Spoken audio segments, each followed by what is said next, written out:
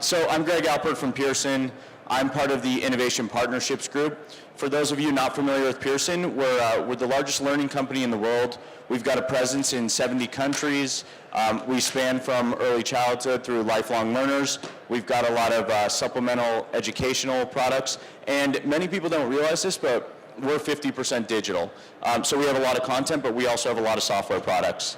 And one of the things I want to talk to you guys about is a project that I work on. So my boss, Diana Stepner, right out here. Diana, if you can raise your hand. We run the EdTech Accelerator within Pearson.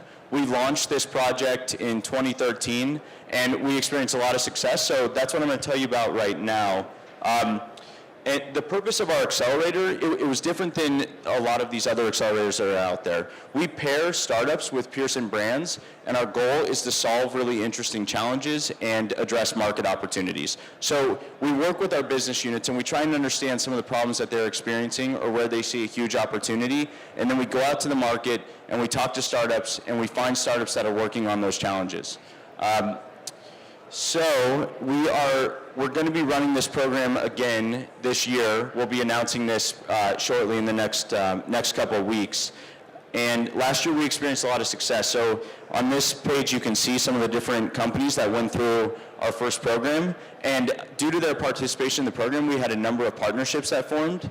We don't take equity in companies. It's more about finding these great companies, forming partnerships, creating innovative products, and again, addressing those market opportunities. So we formed partnerships with Ace Learning and Class Owl out of this, our first accelerator.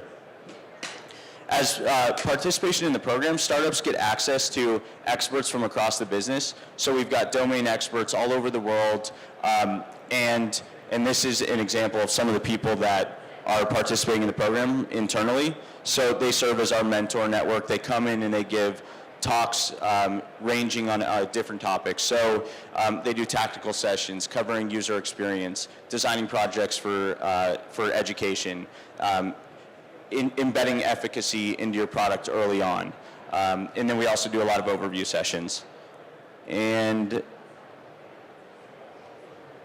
yeah, that about covers Catalyst. I'm happy to take any questions if you all have them.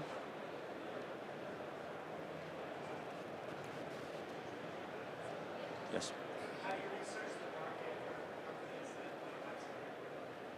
How do we research or how do we find the companies?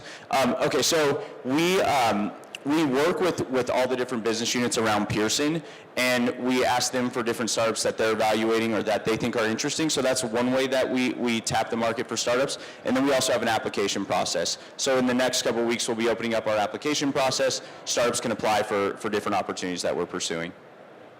Yes. Okay, so the question was size of startup. Yeah, we have some criteria, and we look for startups that have been around for less than 3 years. They have to have at least an MVP or some sort of working product. Any more questions? Yeah.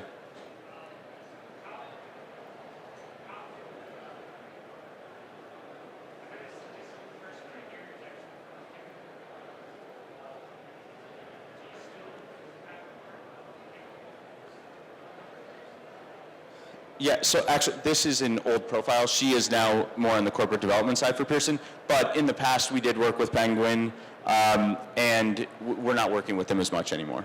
It's all of our challenges are focused on education projects and people from our education business. And we also do work with the Financial Times as well.